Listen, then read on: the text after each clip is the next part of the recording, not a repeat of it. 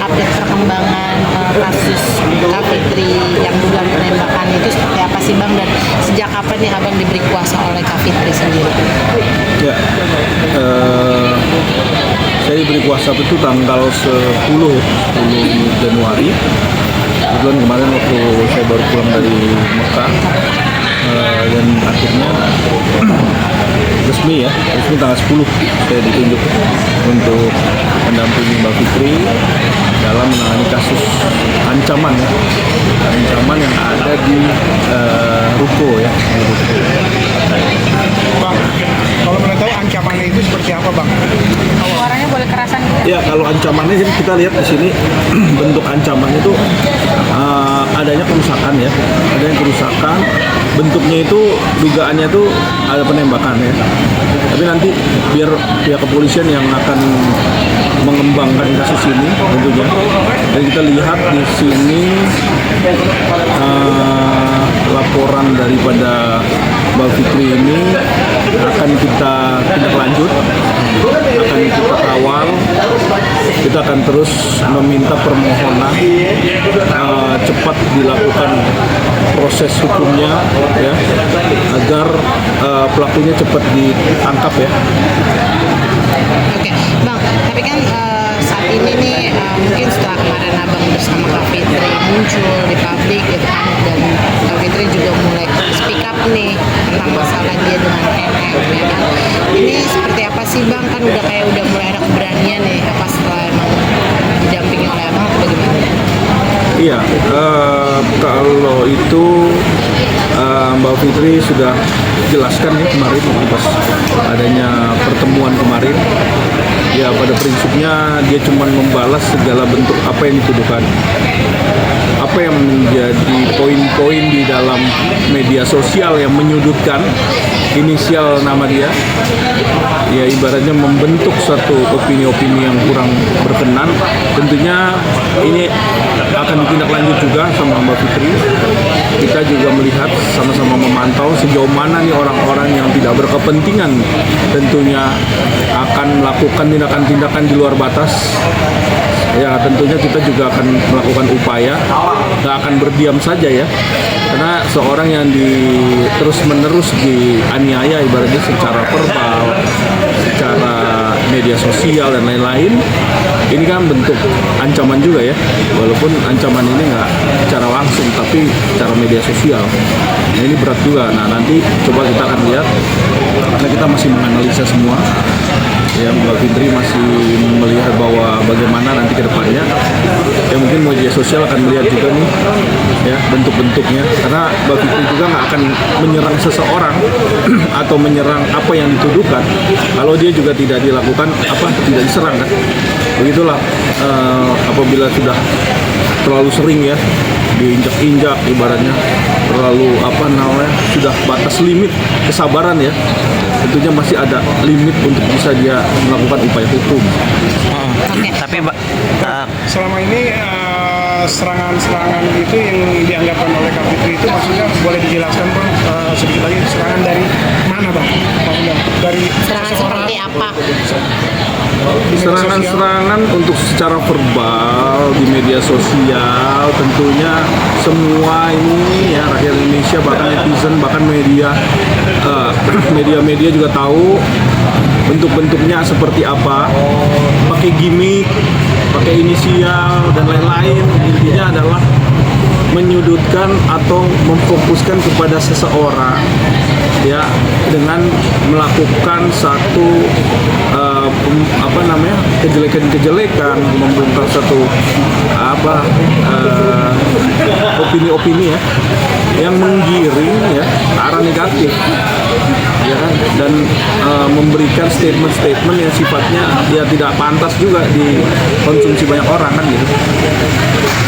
Bang, tapi sejauh ini mungkin Kak Fitri sendiri akan ada buat laporan terbaru nggak sih untuk maksudnya untuk melawan dan pihak sana? Ya tentunya kalau nanti dibutuhkan ya, dibutuhkan dan memang nanti perlu, sudah dalam posisi limit yang sudah nggak bisa dibendung lagi, dan juga memang kita sudah minta juga surat buat Kementerian Komdiji ya, agar dilakukan verifikasi terhadap orang yang mempodcast atau memblas atau memberikan statement-statement di media sosial yang sifatnya adalah menghujat ya, membongkar segala aib-aib yang tentunya ini kan kita harus memverifikasi ya secara hukum kalau itu proses hukum itu dijalankan, dan memang kita meminta agar jangan terlalu sulit juga ya dalam proses hukum laporan undang-undang ITE ini kan harus pembuktian, ahli bahasa, ya ahli kriminologi dan macam-macam yang harus dipenuhin. Nah ini kan sekarang sulit di sini, makanya kita meminta kepada kementerian tindak lanjut, ditindak ya, difilter agar tidak terjadi satu apa ya, adanya krisis ya, krisis terhadap kesehatan dari media sosial sendiri. Kesehatan dari media sosial ini kan ibaratnya orang yang menggunakan media sosial ini kan harus berdampak positif kan. Tapi kalau udah menghujat, menjelekkan orang, menghina-hina dan lain-lain, ya kan, dan semua bermuatannya negatif ya. Tentunya ini kan juga jelek banget nih ditonton banyak orang ya, tentunya apalagi anak-anak kecil ya. Jadi kayak semacam satu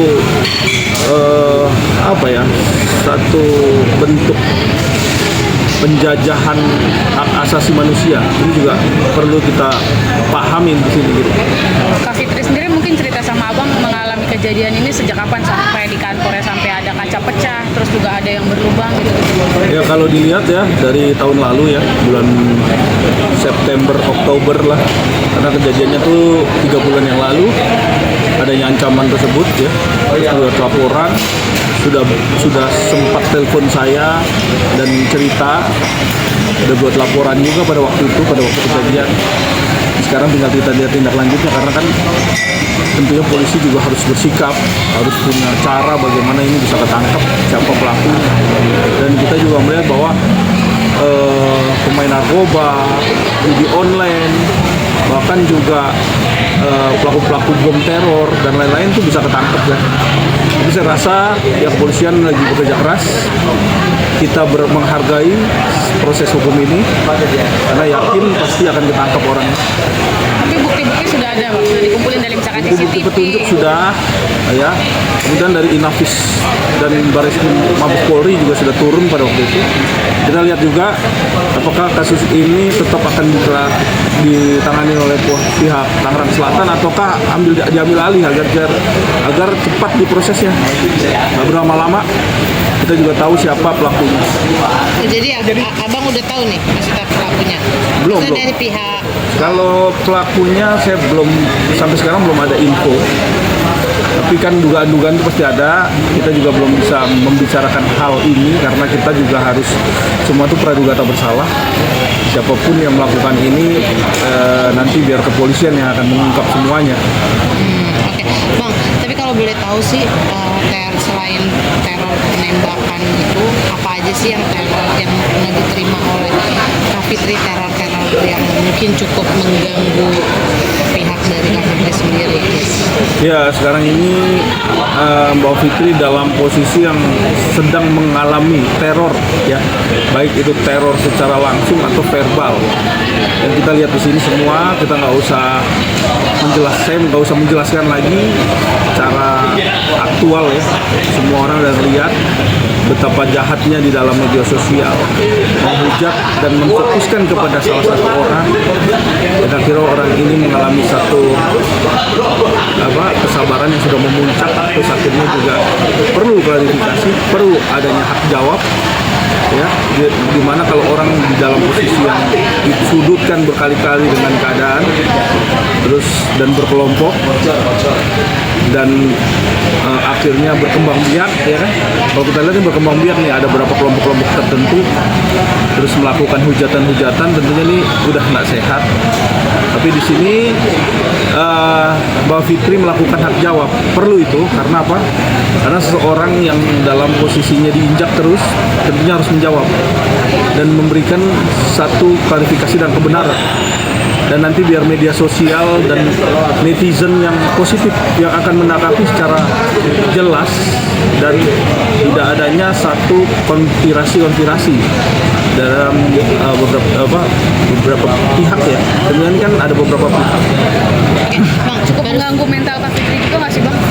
Ya tentunya iya, karena ini anaknya juga terganggu juga mentalnya, akhirnya juga Mbak Fitri harus melakukan hak jawab itu tadi. Karena memang sudah menyangkut masalah anak, ini berat sekali.